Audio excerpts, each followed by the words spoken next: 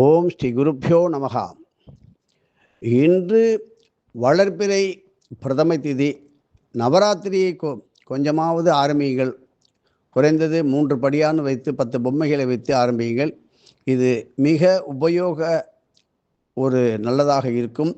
தொடர்ந்து இன்று காஞ்சிபுரம் காமாட்சி அம்மன் ஆலயத்திலே நல்ல தூய பாலிலே நன்றாக காய்ச்சி வேர்க்கடலை போட்டு அந்த பாலிலே நல்ல கல்கண்டு போட்டு பாயசம் செய்து நல்ல குங்குமப்பூ திராட்சை முந்திரி எல்லாம் நெய்யில் வறுத்து போட்டு இன்று தானம் கொடுக்கின்றவர்களுக்கு காமாட்சி அம்மனே வந்து அந்த பாலை வாங்கி அருந்தி ஆசி செய்கின்ற நல்ல நாள். மேலும் நாளை ஆடிப்பூரம் வெள்ளிக்கிழமையானது வருவது மிக மிக நல்லதானது. வெள்ளிக்கிழமை வருகின்றது ஆடியிலே. ஆடிப்பூரமும் வெள்ளிக்கிழமையும் வருவது ஆண்டாளுக்கு ஏற்ற நாள் என்று சொல்வதனாலும் பல சக்தி தெய்வங்கள் அம்பாளை உபாசனை செய்வதும் செய்யாதவர்களுக்கும் நாளை வளையல் காப்பு செய்யும் ஒரு அற்புதமான நல்ல நாள்.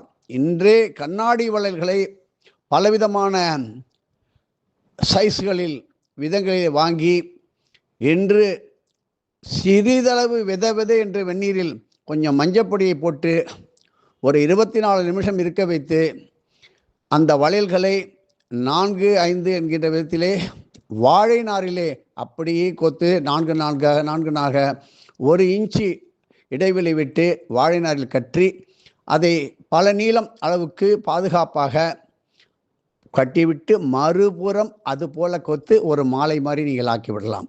ஆக வளையனுடைய இரு பக்கங்களிலும் நார் வந்துவிடும், வளையல் பாதுகாப்பாக இருக்கும்.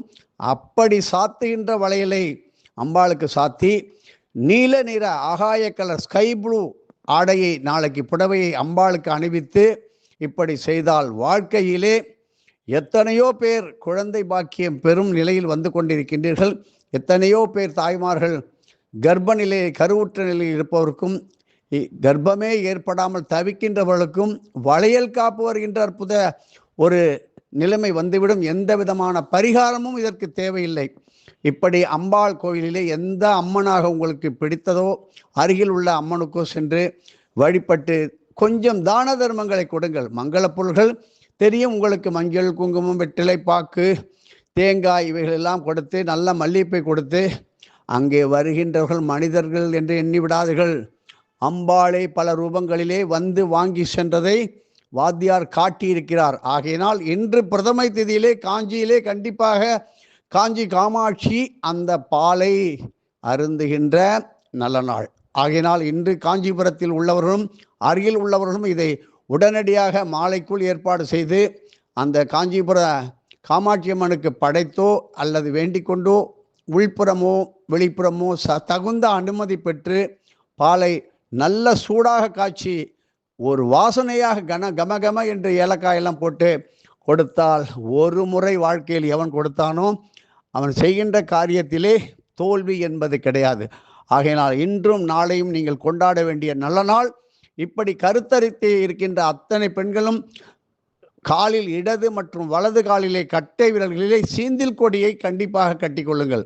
பல கண்திருஷ்டி தோஷங்கள் பொறாமை போட்டிகள் ஏற்படலாம், போக்குவரத்தில் சில அசௌகரியங்கள் ஏற்படலாம், தடுமாற்ற நிலை ஏற்படலாம்.